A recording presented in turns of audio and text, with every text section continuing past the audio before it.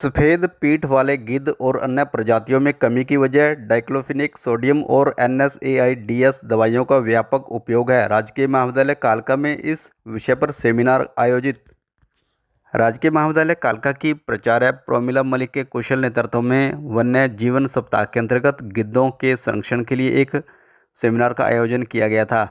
कालका राजकीय महाविद्यालय में SDG क्लब, प्राणी संरक्षण विभाग और जटायु कंजर्वेशन एवं ब्रीडिंग सेंटर के सौजन्य से विद्यार्थियों को जागरूक करने के लिए सेमिनार का आयोजन किया गया था। शुक्रवार को कालका में सरकारी प्रवक्ता ने 4 बजे बताया कि जटायु संरक्षण और प्रजनन केंद्र के कार्यक्रम समन्वयक प्रकाश मेहता ने विद्यार्थियों को गिद्धों के महत्व और उनकी घटती संख्या के बारे में अवगत कराया था।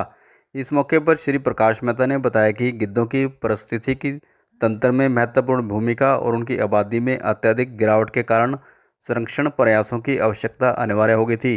त्वरित प्रतिक्रिया देते हुए BNHS और हरियाणा वन और वन्य जीव विभाग में पहला संरक्षण अभियान शुरू किया गया था।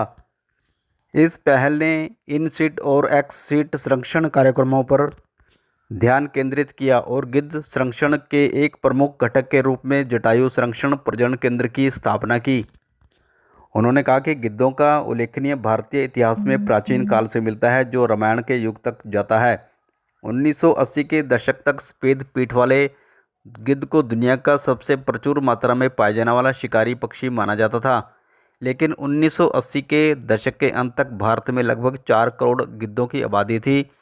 1990 के दशक की शुरुआत से गिद्धों की आबादी में भारी गिरावट देखी गई, जिनमें खासकर सफ़ेद पीठ वाले गिद्ध और अन्य प्रजातियों में भी कमी आई है। इस गिरावट का मुख्य कारण मवेशियों में डाइक्लोफिनेक सोडियम और NSAIDs दवाओं का व्यापक उपयोग था।